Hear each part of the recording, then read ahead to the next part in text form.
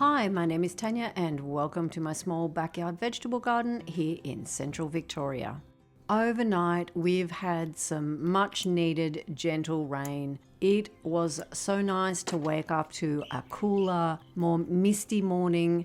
Yesterday afternoon, late, I was out here with sprinklers going everywhere because we had had a run of quite warm days and the soil was drying out. So just in case we didn't get the promised rain, I was watering, but it has helped with the nice gentle rain now on top of the already watered garden. Now with rain comes snails, and I have got a good population of snails to start with, so I am removing a lot of these older leaves so that they have nowhere to hide or less places to hide. And these chard here are now going to seed. I am still picking from them, especially the beautiful thick stalks. They are fantastic in cooking, and that's what I mainly pick these ones for, because for some reason their stalks are bigger than other ones that I have.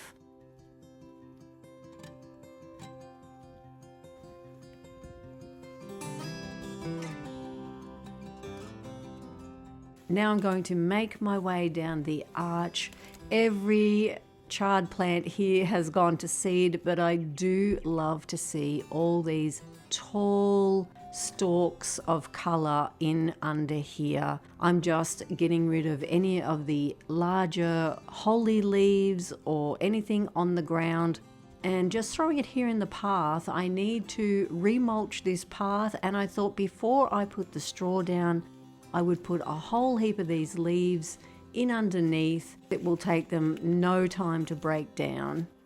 I had placed some larger biscuits of straw along here while the sprinkler was going so that it was nice and damp for me to put down in the path. There will be a heap of worms already in under the old straw, so the leaves going down and then another thick layer of straw going on top will encourage them all to come up. I dug this path up about 6 weeks ago when I was looking for compost to put on the perennial garden bed before planting out the walking onions.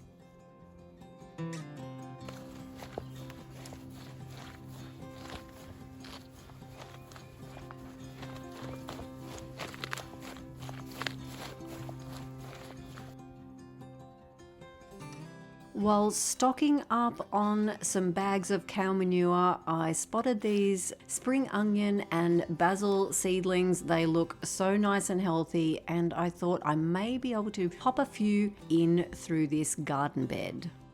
Finally have tomatoes planted in the garden beds after far too much thinking about it. They are finally in the ground. I think I planted them a bit over a week ago, and they have grown so much in that amount of time compared to ones that I still have in pots under the back veranda. I have got a few spaces empty that I'm waiting on seedlings just to size up a bit, especially those late blue-black varieties, but most of them I have planted out between these two garden beds and the arch.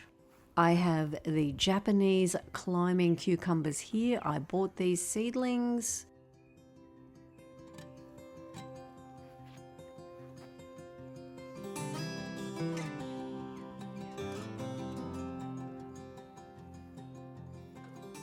I've got the kale seeds here drying, and the purple climbing beans are loving the warmer weather we've had and will in no time have that arch half covered, hopefully half with beans and half with cucumbers. I have the Thai pink eggs down this end. I've put the two determinate varieties down the ends so that I was thinking ahead to where I will want to plant out broccoli in late summer. The romas here are growing fantastic, lots of new growth, and I'm just keeping them pruned. There is flowers already on them.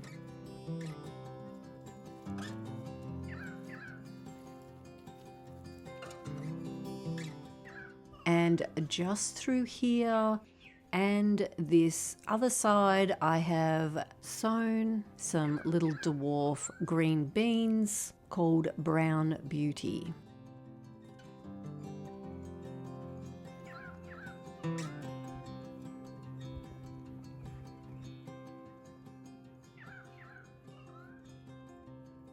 I have the cherry romas here on this growing frame.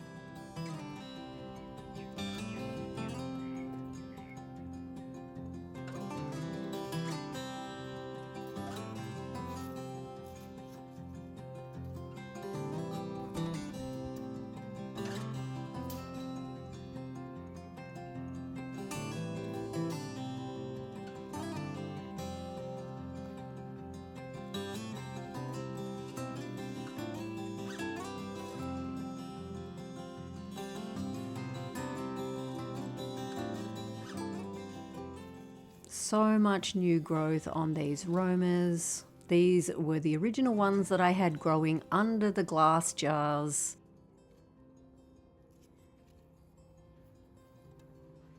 And back here to the Thai pink eggs. I popped a zinnia in here where the kale was growing, and my marigolds along here are still being eaten off, but I am persisting.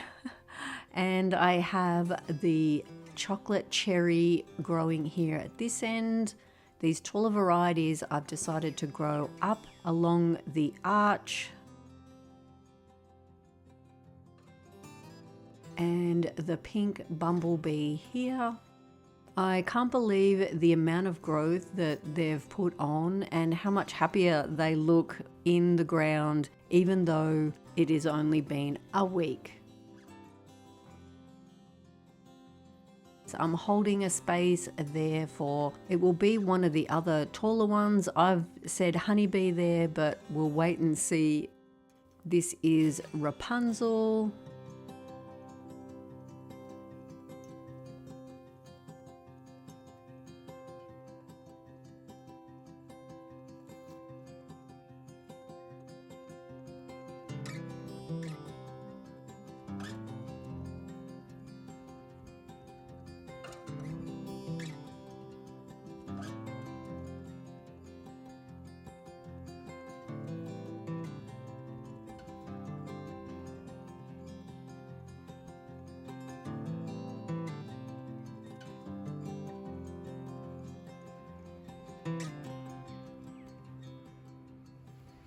This one is the midnight snack. The leaves are so unusual. They've got this blue veining, and now it's been in the ground longer. The whole leaf has now turned blue.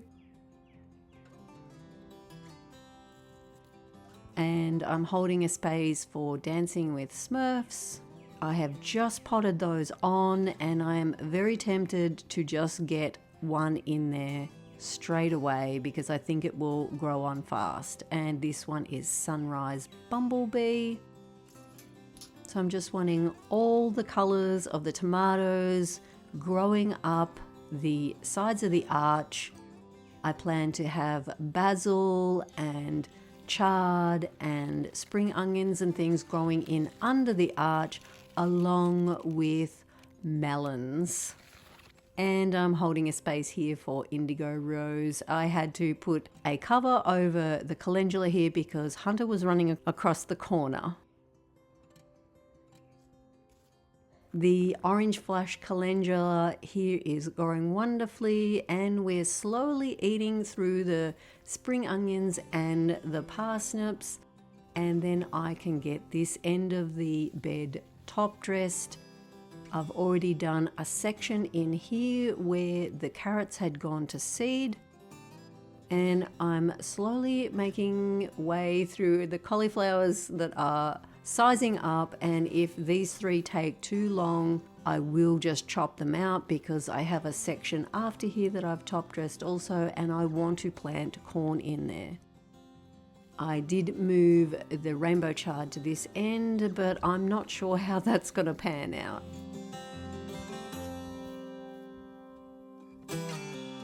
And my daughter had a go on the hedger and hedged the mock orange for me. Like I said, I will move these cauliflowers on if it is holding up me getting corn in. I sowed some into punnets and they have already shot, so I am tempted just to get them in. The garlic is leaning over. It got badly beaten by a windstorm we had come through. This is a windier end of the garden.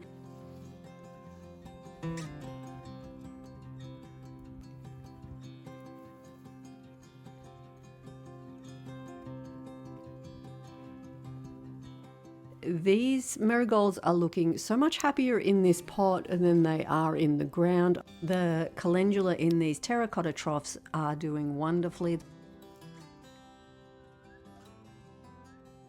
And the potato onions, I am not sure what they're supposed to be doing.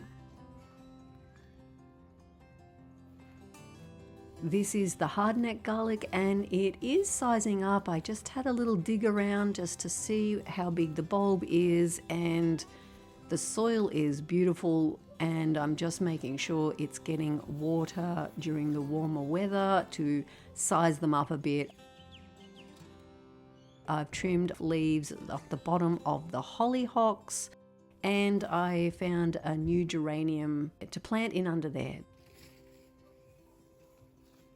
The walking onion has a flower on it, so that is the first flower on top of the walking onions.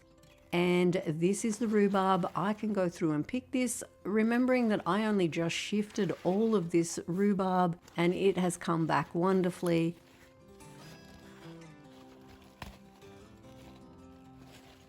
This is the red dragon that I bought. They were marked down. I got 6 crowns of this and the color is beautiful, but nothing is outshining the giant Russian rhubarb. This has to be my favorite. I chopped it up and made a crumble out of it, and it was beautiful and fleshy, had a very strong taste to it. It was just fantastic. Looks like I need to get in here and remove some snails.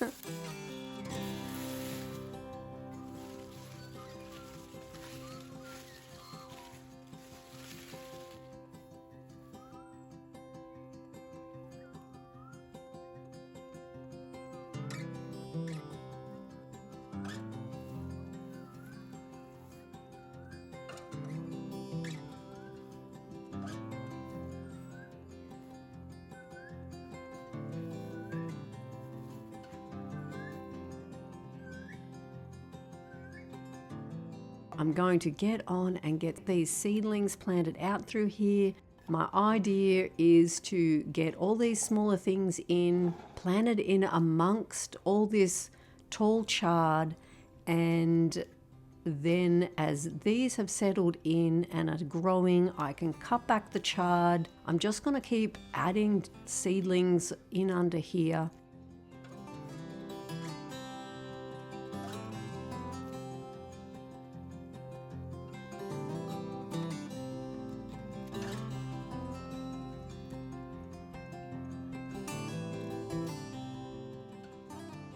I'm going to just be adding punnets of things, and as I chop down the chard, I can top dress in around, because it's a bit difficult at the moment to do any top dressing because there is so much chard in there, but I will eventually cut that down and I can get some manure and some straw on there. And with the path mulched, it then acts like one big garden bed that can hold the moisture. And I'm also going to be planting my melons in along under here. There will be no pumpkin growing on this arch this year. That is why I'm going more for sun-loving things growing up the insides of these garden beds. I do have to find a place for the pumpkins. I'm not quite sure yet. I have a couple of ideas in mind, but I'll need to get onto that pretty quickly, because later on in the video I will show you how fast the pumpkins are growing. I can't wait to be picking fresh basil again. I sowed a packet of basil into a big tub and it is just through the ground.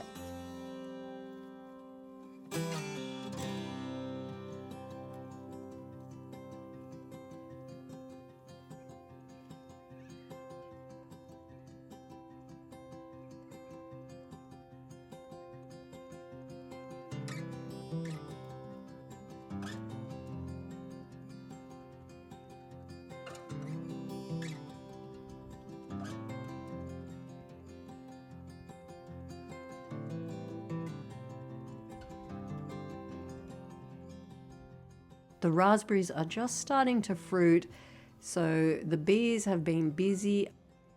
I have flowers coming on the tomatoes, so it is a very exciting time in the garden.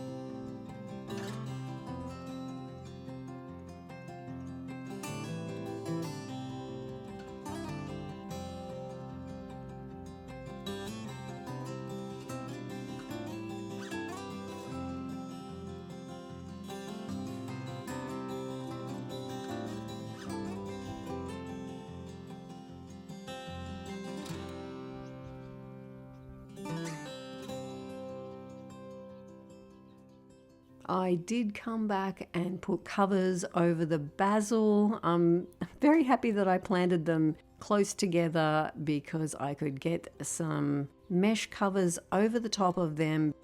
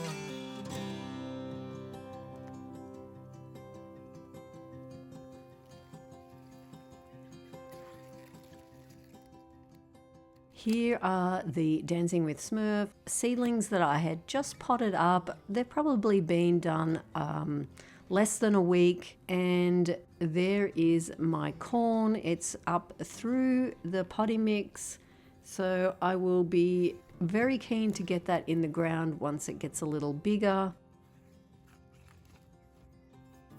And the marigolds are sizing up well also. The borlotti have not come through the soil just yet, nor have the loofah, but I'm expecting them any day now. I have the zucchini here. They're all bursting through the ground. I can't wait to get them into the garden bed. I think that's where I'm going to have to put them. So I'm waiting on garden bed 3 and 4 to empty. I have the squash there and the nasturtiums that I mixed together. They need to go in. And I have lupins just poking through. I've started picking from these big tubs of lettuce and spinach that I potted up here on the cooler side of my house, and I have moved my lettuce tub around here. These are the pumpkins I was talking about. There's so many roots out the bottom, and these I would like to get in some soil. These are the rock melon, or one type of rock melon. It's an heirloom variety, and this is the Blacktail Mountain watermelon. It might go on the arch also, and the Minnesota midget. They're coming through the soil also.